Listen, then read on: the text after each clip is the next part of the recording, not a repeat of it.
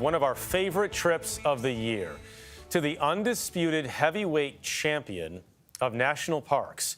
No other park comes close to how big Wrangell St. Elias is. If you're unfamiliar with it, that's likely because it's not exactly easy to reach. Sitting on the edge of Alaska, an 8-hour drive from Anchorage. Not too far away, the pair went missing during a hike to Katahdin Summit on Sunday. Both of their bodies were found near the summit of Katahdin, marking a tragic end to a large-scale search. He's not answering. Oh God, where is he? Daniel, please come back. The radio crackled with static, each word a desperate prayer swallowed by howling winds. Snow lashed at the frozen peaks, the whiteout so thick it erased everything. He's out there, alone. In the heart of Alaska's Wrangell Mountains, 29-year-old Daniel Wright vanished without a trace, alone, in the wildest, coldest corner of the world. This is the tragic story of his final journey, the last moments of a man who dared to chase the edge of human endurance and lost. Before we begin, please subscribe, like, comment, and share this video to help us keep telling these haunting true stories that deserve to be remembered.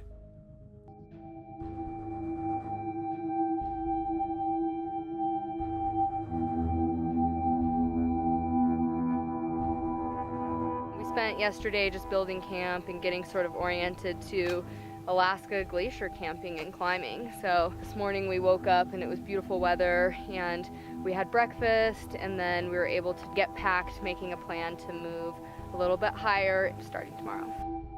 Daniel Wright wasn't a reckless thrill seeker. He was a careful adventurer, a man who had dedicated his life to exploring the remote and the untamed.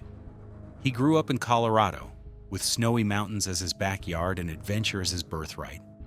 Friends called him the mountain soul, the kind of guy who could hike 20 miles without stopping, just to see the sunrise from a ridge no one else would dare. By his late 20s, Daniel had already tackled some of the toughest trails in North America. But in January 2023, he set his sights on something bigger, a winter solo hike deep into Alaska's Wrangell Mountains, a place where winter can be as deadly as it is beautiful. He believed in preparation. Austin Roble of Wrangell Mountain Air gave us the big picture from above. If you guys look in the ice, sometimes you can see layers that function basically the same as tree rings.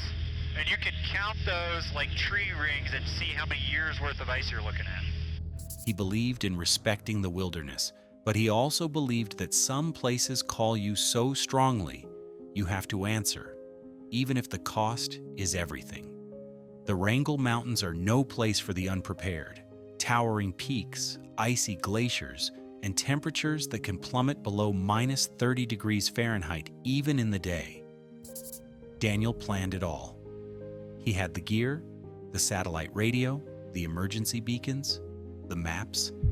He left Anchorage on January 9th, telling his family he'd be back in 2 weeks. His plan? To cross 40 miles of frozen wilderness, from the Nabesna Glacier down to the Kaitina River. For millions of years, Wrangell St. Elias has been shaped by the competing forces of volcanism and glaciation. How many feet down has it gone? At this particular location, about 200 feet, give or take. His journal entry, found later, read, "I feel alive in the cold, in the silence. This is where I feel most like myself. But the cold doesn't care how you feel, and neither does the wild." Daniel had always been drawn to the extremes. As a child, he'd wandered deep into the woods behind his home, testing himself against the elements. His father remembered him as fearless, but never reckless. He respected nature, he said. He knew how to listen. He studied environmental science, combining his love for adventure with a commitment to protecting the wild. Friends said he wasn't just strong, he was smart.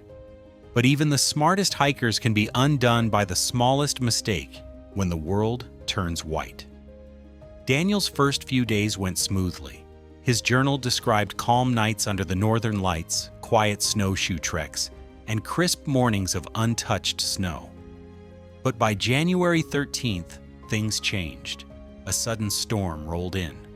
One of the worst of the season. Winds reached 60 miles an hour.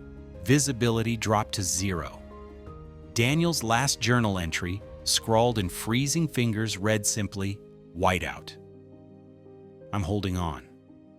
His last satellite ping came at 3:17 p.m. that day. After that, silence. He was swallowed by the blizzard. When Daniel didn't return, his family raised the alarm. Alaska State Troopers launched a search. Planes flew over the mountains.